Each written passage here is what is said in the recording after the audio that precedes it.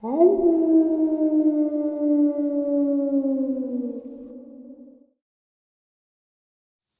and salutations, everyone. I hope everyone is still doing well, and we are getting closer and closer to Saturday Nightmares live from New York, 12 a.m. Eastern Standard Time. This end of the night bonus brings us right up to it, and I hope to see you all there. Before we jump into this end of the night bonus, a couple links. As many of you know, I rely on Patreon, PayPal, channel membership, and the merch to help the channel to continue to grow and go. Links to Patreon, PayPal, and channel membership is in the description below. Merch displayed directly under the video. Also, Dogman Frightening Encounters, Volume 1 through 3, the audiobook versions.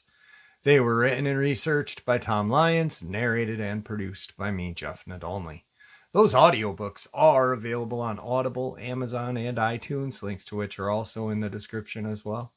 And finally, last but definitely not least, if you'd really like to help support the channel to continue to grow and go, simply subscribe. It does not cost a cent. Click the like button, takes half a second. If you don't want to miss out on any of the informative uploads that I put out daily, click that bell icon, and folks, please leave a comment. Why? Well, because all of these things really do help this channel to continue to grow and go. And yes, folks, they definitely matter. Now, everyone, I have taken far too much of your time. Let's jump in to this night-ending bonus upload, shall we? All right, guys, today's first encounter out of the great state of Ohio.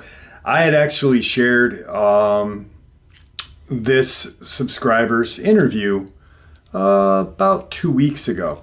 It was a resubmit. I had interviewed him about 2.5 years ago, and I guess he was on someone else's show after mine, and then people thought that that was a new interview, but it wasn't. I've got so many new subs that I figure it's kind of hard to go through 2,500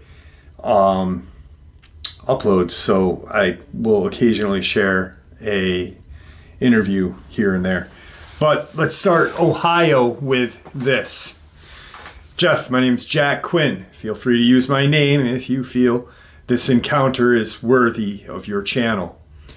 I was an avid outdoorsman who loved to hunt and fish by myself, not so much since I found out what is really in those woods.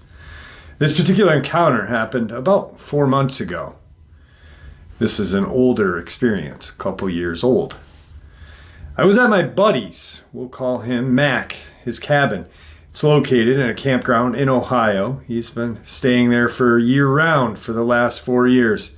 The cabin consists of an RV with 3 rooms built around it, with a double deck outside of the sunroom. Per rules, you can build, but you have to have an RV on the lot with the ability to hook up and pull it out if you have to. We first became aware of the presence of Dogman 3 years ago and started to investigate further. We've had multiple sightings of 7 different individuals as well as several grassmen or Bigfoot. On this particular evening, I had driven 45 minutes down to my friend's. It had been quiet outside all evening. We were having a spirited debate about things when I'd had enough. I decided to head home. It was getting late, 12:30 to be exact. I was walking by the monitor from the one outside camera when I heard a dogman's half growl, half bark, and it stopped me in my tracks. We both stayed silent, listening. Then we heard the familiar creak of the steps coming up to the door. The doorknob started to jiggle ever so slightly. We stayed motionless. All at once, the floor underneath our feet rose up. One had gotten underneath the cabin part. Now we are starting to panic a little because they have never been this brazen. They've jumped onto the roof before and thrown things at the cabin, but this was much more serious. So I went into the kitchen to peek through the curtain to check the back. We had heard noise outside of the band room window, which is the opposite door, so Mac went to investigate. We met back in the living room, and he was sweating and whiter than usual. He said he had gotten onto his knees and pulled up the blind in the sunroom, same side as the band room window, to see two large dogmen standing there. He said they didn't look at him but stepped backward into the shadows. For the next 3.5 hours, we were silent, me in the living room watching the door with a .357 cocked and ready, Mac in the sunroom watching the sliding doors, and onto the deck with a .45. We could hear them outside, and I still felt the floor raise up every once in a while, knowing that one was still under there. At around 5 a.m., I had to go home because I had to bring my grandchild on the bus, plus my other half would be leaving for work, and it was my job to get the little one on the bus and make sure the other two were on the bus. So, in a state of absolute terror, where the fear turns to anger, he covered me, while I pulled the curtains open in the living room, raised the window, and we both yelled, "Come on, you SOBs, come and get some. We're tired of you." Then everything went silent. We waited another half an hour, then went outside. I got to my truck and covered Mac as he went back to the entrance of his cabin. The door was shut, and everything that was piled against it was put back in different places than they were, but back nothingless.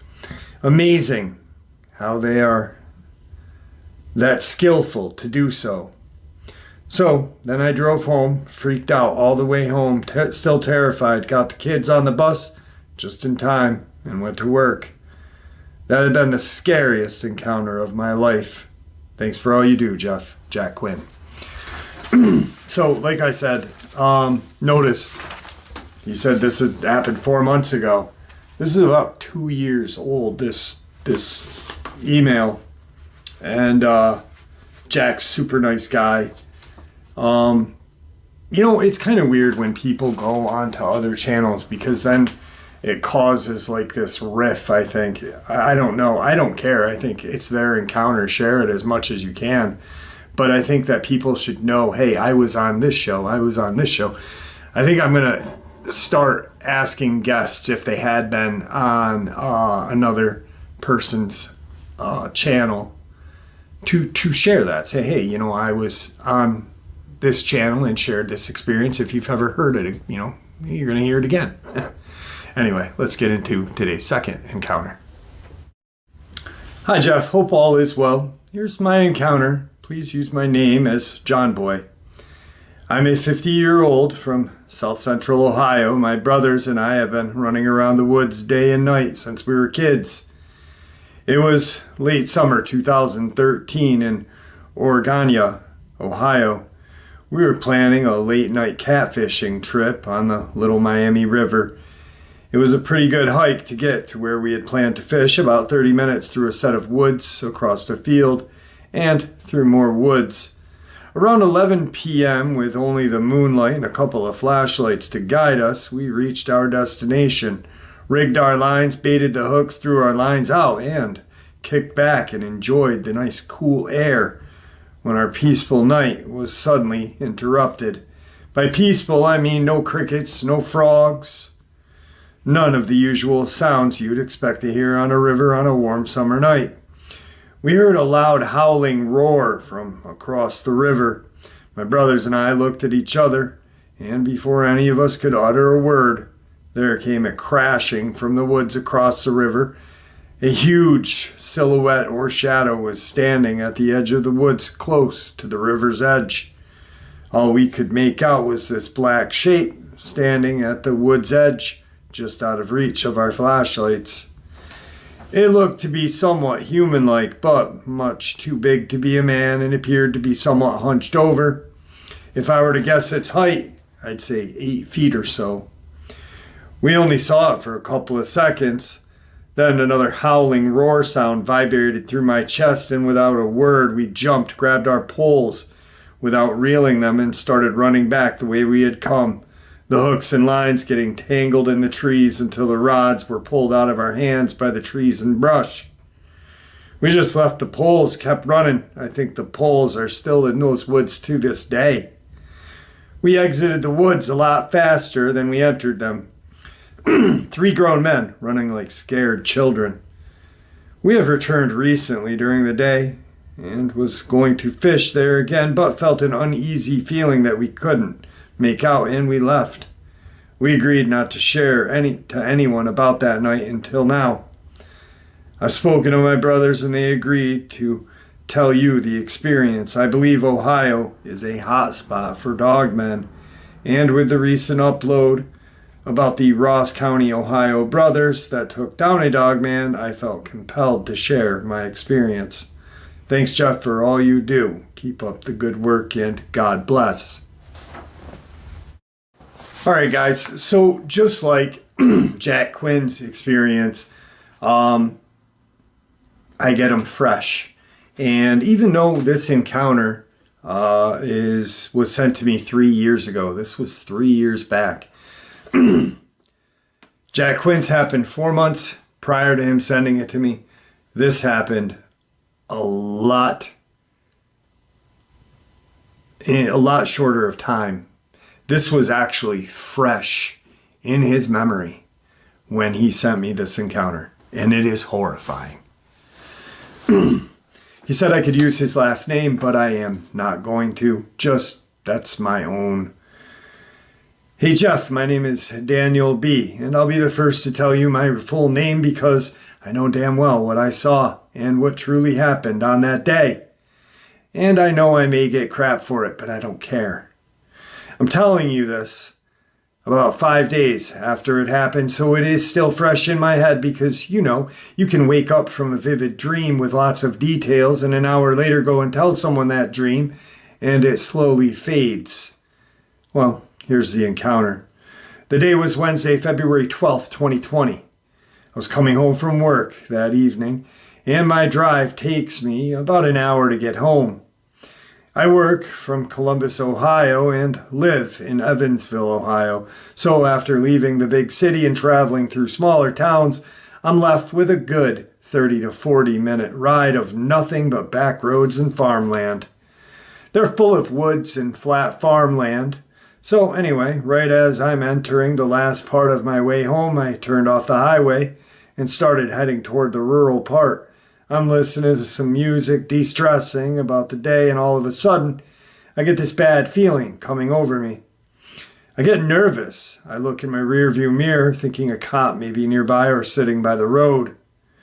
I'm nervous because I am currently driving with a suspended license, so I immediately slow down just a little, look down at my gauges to check if everything's good.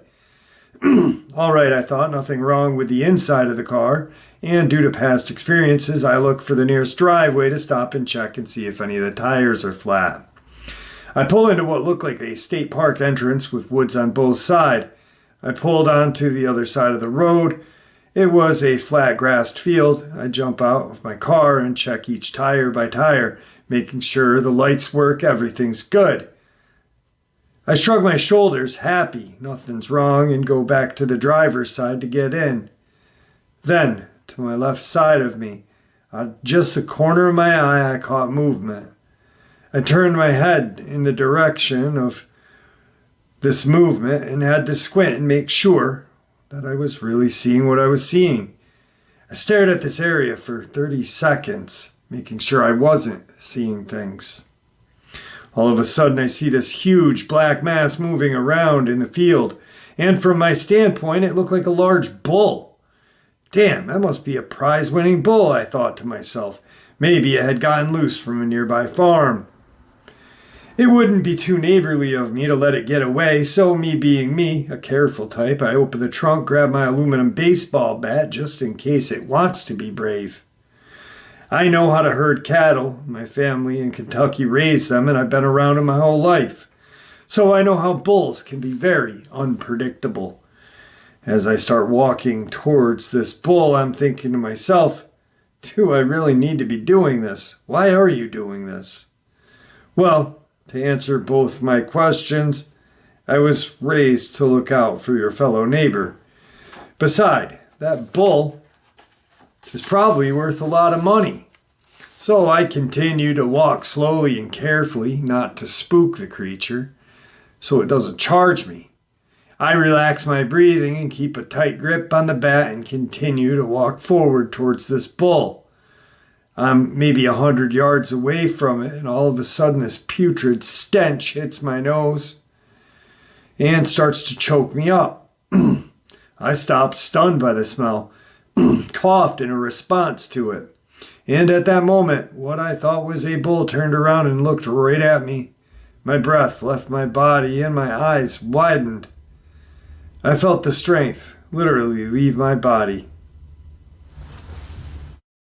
This creature had beady yellow eyes, about 6-inch pointed black ears, stained yellow teeth. Its gums glistened in the fading sunlight with saliva. Oh my God, I said to myself, still not believing what I'm looking at. Our eyes lock. The whole world stands still. Time stopped. All I heard was my heartbeat and a low rumble growl that this wolf-like creature just let out. This is a Dogman, I said to myself. This has to be, and it's as big as a cow. I suddenly remember my schooling, as in, do not make eye contact with a predator, as it will see you as a challenge. I bowed my head, held out my arm, showing that I'm backing away, and is no threat, all while keeping my eyes on it, making sure that it stays right where it is. It noticed. It raised its hind legs to piss. Great, I said. It's marking its territory, even more reason for me to get out of here. I must have been walking for what seemed like 5 minutes, thinking, I've got to be almost to the car, and I realized I had only taken like 20 steps backwards, making no progress. I'm still looking towards this creature, its eyes still fixed on me, still waiting for me to make any threatening noises or moves.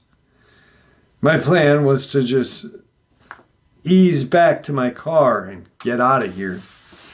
All of a sudden, as if karma decided to show up and give me the biggest FU.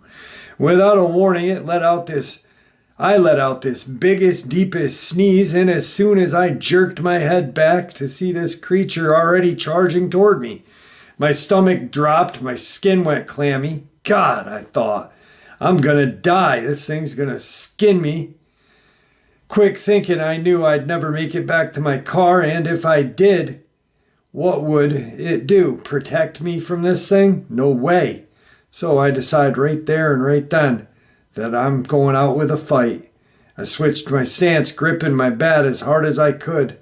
I charged, running and screaming at this creature. This may seem stupid or unreal, but I was not going to die like a coward, and it really did happen. I don't care who doesn't believe it. The wolf was already 50 yards away, tongue hanging out, drool flopping out of its mouth. I could feel with each step it took, vibrating the earth. I had to think quick. If I try and hit it in the head, I run the risk of being bit or slashed with its razor-sharp claws. So I decided I'm going to go with it hind legs. They're our smallest part. Then just as soon as I had the plan, it jumped up and started running on its hind legs. 20 yards in closing. I only have one shot. I know it won't kill it, but it may hurt it or stun it enough to give me time to get to my car and leave. I let out one final war cry, and this beast roared, shaking my insides. The beast leapt for me. I swung my bat backwards and kind of slid down on my knees. Swung this bat as hard as I could, as I possibly could be aiming for Belt's left back leg. What? Okay, 20 yards in closing. I only have one shot. I know I won't kill it, but if I hurt it or stun it enough, it could give me time to get to my car and leave. I let out one final war cry. The beast roared, shaking my insides. The beast leapt for me. I swung my bat back and slid down onto my knees, swinging as hard as I could. I possibly could aim for this beast's left hind leg. There it is. Clack! I connected perfectly. I knew I had. I felt like I had just hit a 50-pound bowling ball. The force of the impact vibrated the bat in my hand so hard, I dropped it, letting it fly out of my hands. I heard this creature bellow in pain as it came to a stop. I quickly jumped up, looked back. It was on all fours. It was just staring at me with those hellish yellow eyes. Right then I knew I made a mistake, because now this creature is between me and my car. I cursed to myself for being so stupid, but at that moment I dared not take my eyes off of it, as I knew for sure now I had pissed it off, and it was going to kill me.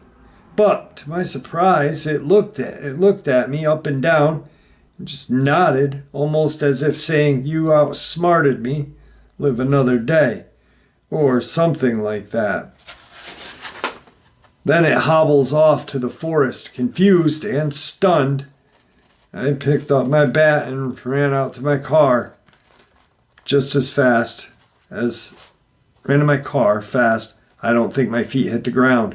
I got to my car, started it up, floored it the rest of the way home, white-knuckling the steering wheel, and the motor screaming until I got to my road. I threw the bat in a grassy ditch, pulled into my driveway. Took a few moments to collect myself and calm down before I headed in the house, to face my family, trying to think of an excuse as to why I'm in the condition I'm in. Taking a long, heavy sigh, I get out and start to head towards my front door when I heard this long, blood-chilling howl.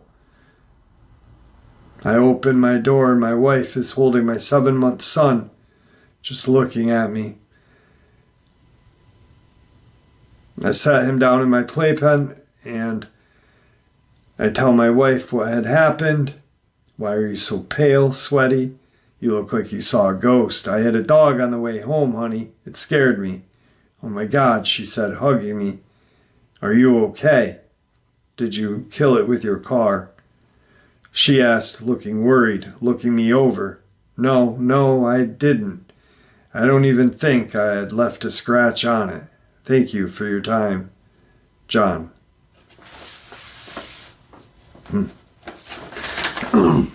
So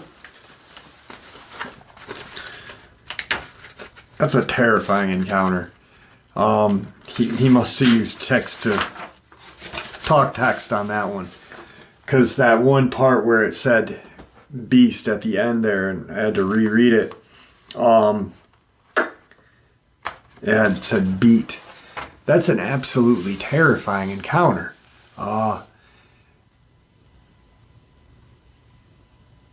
I just, to be honest with you, I don't think I'd even go in the field, try to get this bull to Farmer Joe's. Bulls scare me. I've been around them the majority of my life. I've actually seen a bull, so this is crazy to me. I don't know.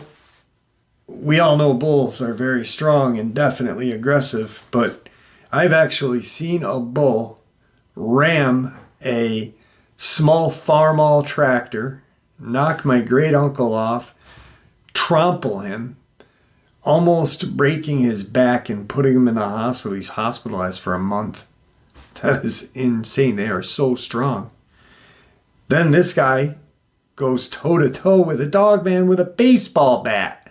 I guess, at that point where you're at that point and it's life or death, fight or flight, you've got no place to run. You just got to go forth. I guess that's what you're going to have to do, ain't it? All right, let's get into the next encounter.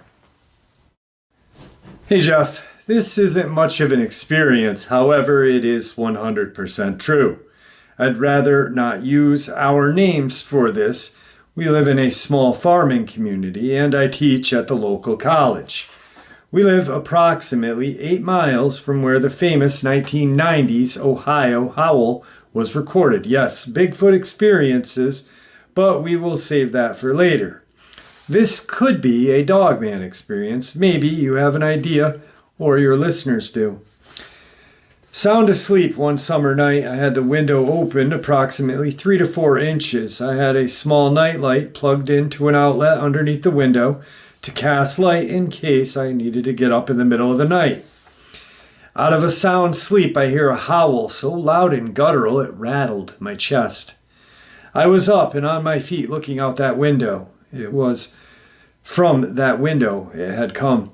To exit my room, I would have to pass that window, and I knew it would see me, but I couldn't see it. For the next several days, I had my 17-year-old daughter sleep in the living room next to my bedroom.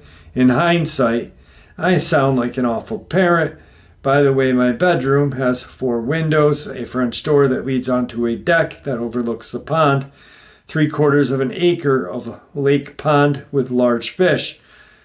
Nothing, absolutely nothing for days, so my granddaughter goes out to her own bedroom, top floor with windows that only face the front of the house. The 7th day I was sound asleep and heard nothing. My granddaughter heard the same growl howl so loud she thought it was in her room. She jumped up, ran down the steps, and when she looked out the door, she thought she saw a man standing on the doorstep, looking at the pond. Groggy, but yet adrenaline pumping through her, she thought it was her grandfather and turned around and went back to bed. It was not her grandfather. Oddly enough, the time that this occurred, we were the only 2 in the house. My husband was out of town for a few days on both occurrences.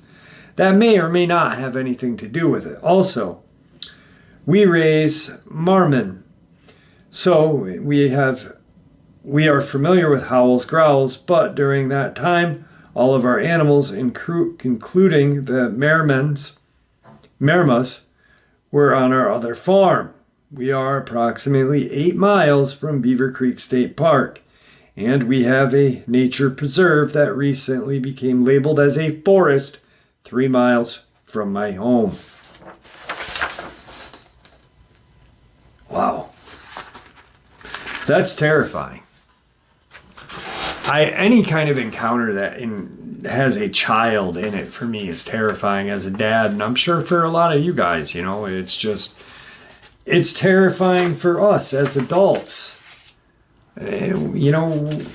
These poor innocent children see these things, and they then think there are monsters. I know that if I had ever seen anything at such a young age, my parents wouldn't believe me. They never believed any experience I ever shared with them. And I had a lot of strange experiences happen when I was growing up. One happened, not Dogman, but paranormal. And this just shows that parents, guys, if you are a parent and your child sees something that just sounds so strange and bizarre, but they look at you and you can see fear in their eyes, trust them.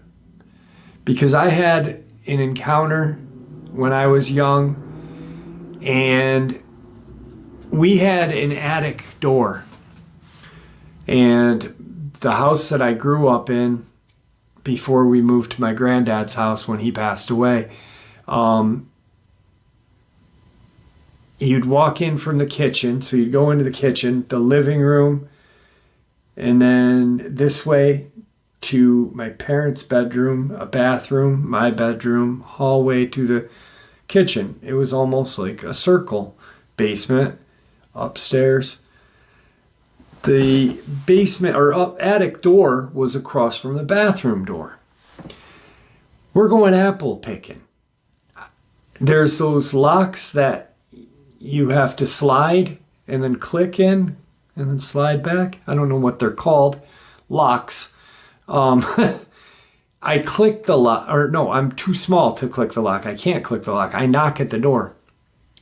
Something knocks back. I tell my mom on the way to apple pick. My mom blows it off like I'm a liar. I'm not lying about it. I freaking heard it. I know what I heard. We go apple picking. My dad works shift work at the mill, paper mill. The next day, my dad's at work. It's me and my mom.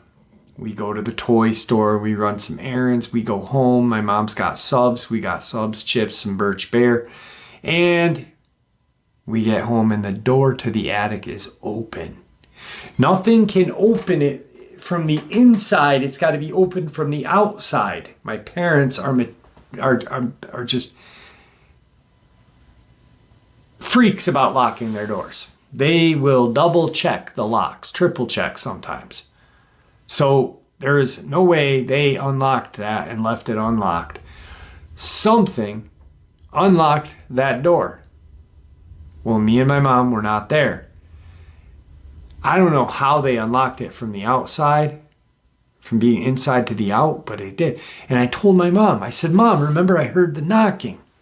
She still shut me up. We called my uncle, who was a police officer. He came, looked around, da-da-da.